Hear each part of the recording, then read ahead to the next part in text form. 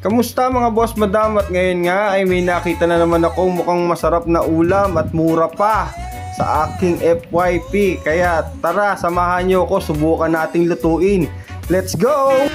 At ready na nga po natin ang ating mga rekado. Ayan po, meron po tayong alamang, tokwa, talong, sibuyas, kamatis at sili.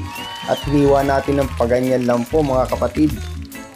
Magsimula na nga pala tayo magluto. I-ready na natin ang kalan at ang ating kawali mga tropa.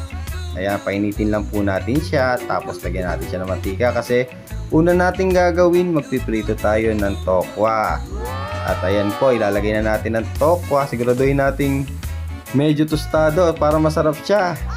Ayan, iprito lang po natin siya mga kaibigan ko. At habang piniprito ko to, pwede kayo magwalis dyan sa salas nyo, baka marumi.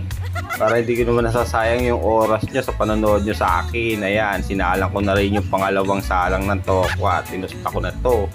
At sinunod ko na nga po pala mga kaibigan ko iprito yung talong. Ayan, siguro naman marunong na kayo magprito ng talong. Ayan po, medyo tostahin lang din po natin at para masarap talaga siya. Ayan, balik-balik ka rin lang natin kung maluluto na siya. Ayan, tapos hahanguin na natin siya. Sama na natin doon sa tokwa. Ayan po, simulan na nga po natin maggisa mga tropa. Ayan, inuna ko yung sibuyas. Tapos isinunod ko na yung bawang na nakalimutan ko sa intro ko. And then lagay na rin natin yung kamatis mga kaibigan. Ayan, isa lang po natin siya maigi. Ayan, tapos maglalagay tayo ng paminta para masarap.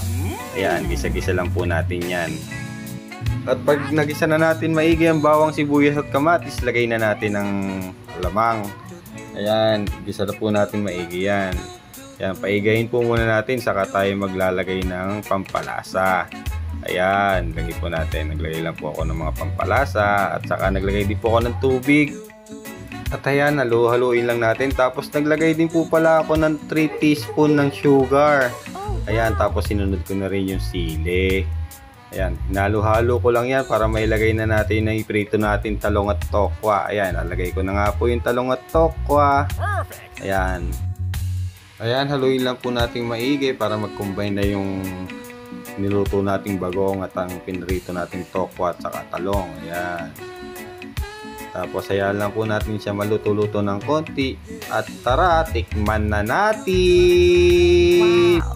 Wow! Goods na goods! At tara, sandukin na natin! Let's go!